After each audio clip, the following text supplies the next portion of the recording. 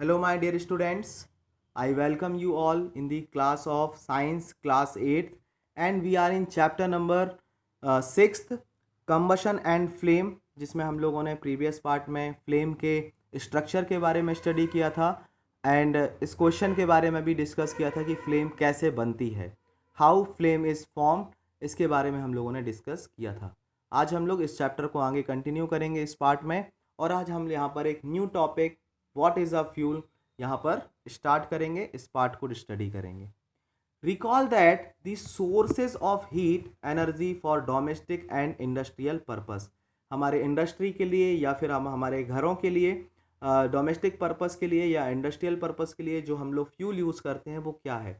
So the fuel that we use mainly are what, wood, charcoal, petrol, kerosene, diesel. These are the substance that we use for our energy requirement, हम अपने energy requirement के लिए इनका as a fuel हम लोग क्या करते हैं, यूज़ करते हैं। तो these substance are called fuel. ऐसे सब्सटेंस जिसका हम अपनी एनर्जी रिक्वायरमेंट के लिए यूज़ करते हैं वो क्या कहलाते हैं, फ्यूल कहलाते हैं। अ good fuel is one which is radially available, एक गुड फ्यूल की क्वालिटी क्या है, जो हमें ईजिली अवेलेबल हो। सपोज़ ऐसा फ्यूल जो बहुत अच्छा हो, सस्ता हो, बट हमारे आसपास अवेलेबल नहीं हो, हमारे रीच से बाहर हो, तो क्या आप उसको गुड फ्यूल कह सकते हैं? No. A good fuel is what, which readily available, वो हमेशा हमारे लिए क्या रहे, अवेलेबल रहे, उसका कॉस्ट कम हो, it is cheap, it burns easily in the air, वो ईजिली बर्न हो सके, मॉडरेट रेट पर बर्न हो सके, और ज़्यादा अमाउंट की हीट रिलीज़ कर सके। ज़्यादा से ज़्यादा अमाउंट की हीट रिलीज़ करेगा तो ज़्यादा अच्छा है। अगर आप जैसे काउडंग हो गया, और अगर हम कोल की बात करें और साथ ही साथ हम लोग एलपीजी की बात करें, तीनों को अगर हम वन कर रहे हैं और तीनों से हम खाना बनाने की कोशिश कर रहे हैं, सपोज़ हमने 1 kg कोल लिया है, 1 kg एलपीजी गैस ली है और 1 kg काउडंग हमने लिया है, तो कौन सा ज़्यादा आप लोगों को एनर्जी देगा? सो माय डियर स्टूडेंट्स, तीनों का अमाउंट हमने सेम लिया है, बट तीनों से एनर्जी का जो अमाउंट रिलीज हो रहा है वो क्या है, अलग अलग है। तो हमारे लिए आइडियल फ्यूल क्या है, हमारे लिए अच्छा फ्यूल क्या है, गुड फ्यूल क्या होगा, जो ज़्यादा अमाउंट की हीट रिलीज करेगा। It does not leave behind any undesirable substance, आसपास अनवांटेड सब्सटेंस रिलीज ना करे।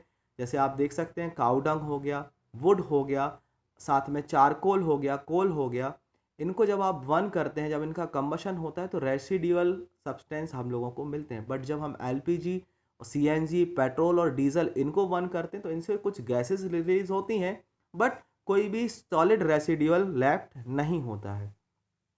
So my dear students, there is probably no fuel that could be considered as an ideal fuel. We should look for a fuel which fulfill most of the requirement of a particular uses. Fuels differ in their cost. Some fuels are cheaper than others. ये आप देख सकते हैं, would की cost अगर हम petrol के compare करें तो अलग होगी, चारकोल की कॉस्ट अलग होगी। सो अलग अलग एनर्जी भी ये प्रोड्यूस करते हैं, और साथ में इनकी अवेलेबिलिटी भी अलग अलग एरियाज़ में अलग अलग है, साथ में इनकी कॉस्ट में भी डिफरेंस होता है, साथ ही इनके कैलोरीफिक वैल्यूज़ में भी डिफरेंट आप लोगों को डिफरेंस देखने को मिलेगा। सो माय डियर स्टूडेंट्स, आज हम लोग यहाँ पर सबसे इम्पॉर्टेंट कंटेंट फ्यूल एफिशिएंसी के बारे में स्टडी करेंगे। Fuel efficiency means the calorific value. अभी हमने आपसे बोला कि अगर आप 3 तरीके के फ्यूल्स लेते हैं, if you take 3 kind of different fuels like cow dung, coal and CNG gases, CNG gas अगर आप लेते हैं या एलपीजी लेते हैं, सो हमने आपसे कहा कि अगर आपने सेम अमाउंट का लिया है, सो अगर आप उसको वन करते हैं तो कौन सा ज़्यादा एनर्जी आपको देगा। So my dear students, if you compare all these 3 जो हमने नेम लिए अभी, तो सबसे ज़्यादा एनर्जी जो रिलीज़ करेगा वो कौन करेगा, सीएनजी या LPG, as compare to wood and charcoal या coal. So do you understand by the calorific value? Calorific value is what? The amount of heat energy produced on complete combustion of 1 kg of fuel is called calorific value. जब हम आप कोई भी एक 1 kg fuel, आप कोई भी type का फ्यूल आप 1 kg जब बर्न करेंगे, उससे जो हीट एनर्जी रिलीज होगी, हीट एनर्जी को किस चीज़ में मेज़र किया जाता है my dear students? Kilo joule पर केजी में। एनर्जी का जो एसआई यूनिट है मेजरमेंट का, वो क्या है? किलो जूल पर केजी। सो जो भी सब्सटेंस ज़्यादा हीट प्रोड्यूस करेगा, ज़्यादा एनर्जी प्रोड्यूस करेगा, उसकी कैलोरीफिक वैल्यू उतनी ही ज़्यादा होगी, और जितनी ज़्यादा कैलोरीफिक वैल्यू होगी उस फ्यूल की एफिशिएंसी भी उतनी ही ज़्यादा होगी। You can check table number 6.4 given in your textbook, calorific values of different fuels। अलग अलग फ्यूल्स की डिफरेंट यहाँ पर कैलोरीफिक वैल्यूज दी हैं। यहाँ पर आप देख सकते हैं cow dung cake 6000 to 8000 kilo joule पर kg, wood 17000 to 22000 kilo joule पर kg, coal 25000 to 33000 kilo joule पर केजी। आप सबसे ज़्यादा देख सकते हैं यहाँ पर the calorific value, high calorific values वाले जो फ्यूल हैं वो क्या है? LPG, CNG and methane. These are the 3 fuels जिनकी सबसे ज़्यादा हाई कैलोरीफिक वैल्यू होती है। ये सबसे ज़्यादा एफिशिएंट है और सबसे ज़्यादा हीट एनर्जी प्रोड्यूस कर सकते हैं। उससे भी ज़्यादा है हाइड्रोजन। हाइड्रोजन गैस है और हाइड्रोजन को एज अ फ्यूल यूज़ किया जाता है। सबसे ज़्यादा कैलोरीफिक वैल्यू हाइड्रोजन की होती है। सन में आप लोगों ने जो रिएक्शन देख रहे हैं, जो सन में जो रिएक्शन होती है, वहाँ पर भी हाइड्रोजन गैस के कारण ही वहाँ से जो हीट प्रोड्यूस हो रही है वो हाइड्रोजन गैस उसके लिए रिस्पॉन्सिबल है। बट वो हीट हमारे तक आते आते बहुत कम हो जाती है, बट हमारे लाइफ के सर्वाइवल के लिए वो बहुत इम्पॉर्टेंट है। तो यहाँ पर आप लोग याद कर लेंगे, ये अलग अलग फ्यूल्स की अलग अलग कैलोरीफिक वैल्यूज़ यहाँ पर दी हुई हैं। You can note down in your notebook और you have to learn all these values. Now my dear students, जब भी हम फ्यूल का बर्निंग करते हैं तो हमारे इन्वायरमेंट में उसके हार्मफुल इफ़ेक्ट होते हैं। तो यहाँ पर सारे हार्मफुल इफ़ेक्ट्स यहाँ पर दिए हुए हैं। The increasing fuel consumption has harmful effect on the environment. यहाँ पर आप देख सकते हैं carbon fuels like wood, coal, petroleum release unwanted carbon particles. These fine particles are dangerous pollutant causing respiratory diseases such as asthma। Asthma हो जाता है लोगों को। आप लोगों ने दिल्ली मुंबई के बारे में न्यूज़ में देखा होगा कि कितना ज़्यादा वहाँ पर एयर पॉल्यूशन है, और एयर पॉल्यूशन के बहुत सारे हार्मफुल इफ़ेक्ट हैं।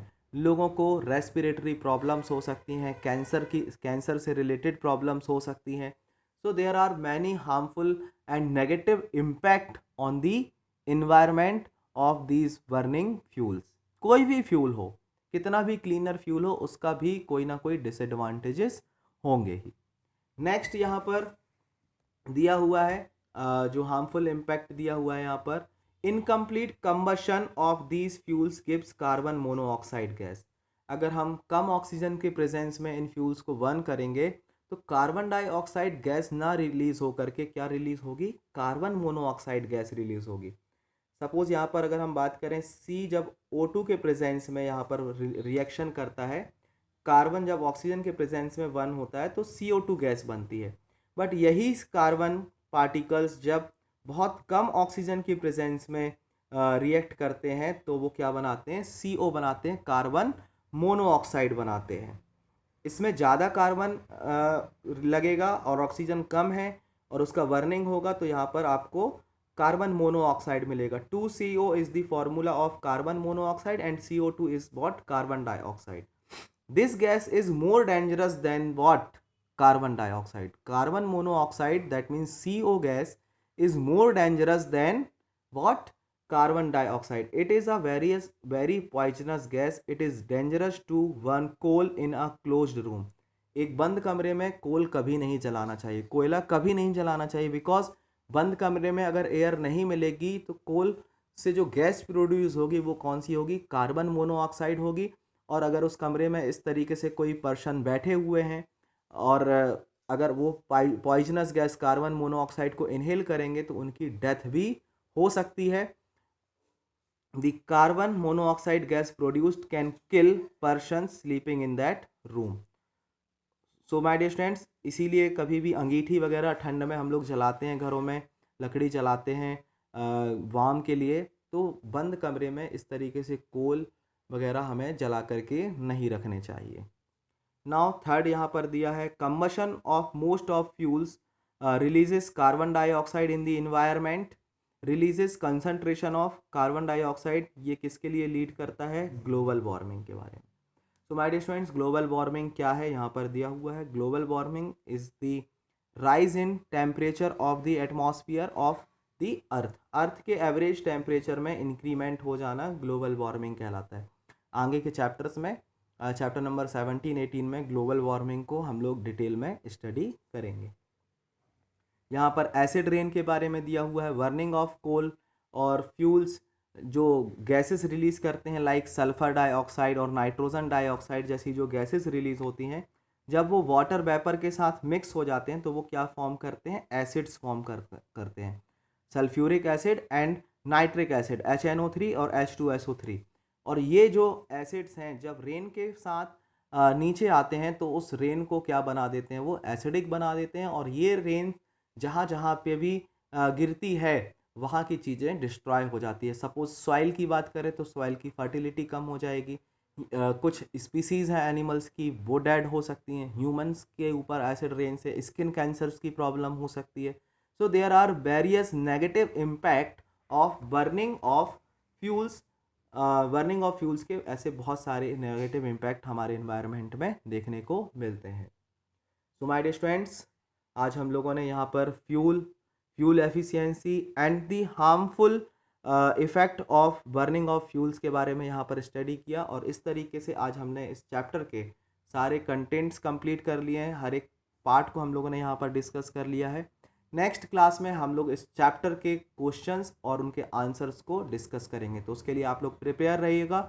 एक बार जितने भी कंटेंट्स हैं प्रीवियस वीडियोस आप लोग फिर से वॉच कर सकते हैं और सारा रिवाइज करके रख सकते हैं। So this is all about the today's class. See you all in the next class. Thank you, have a nice day.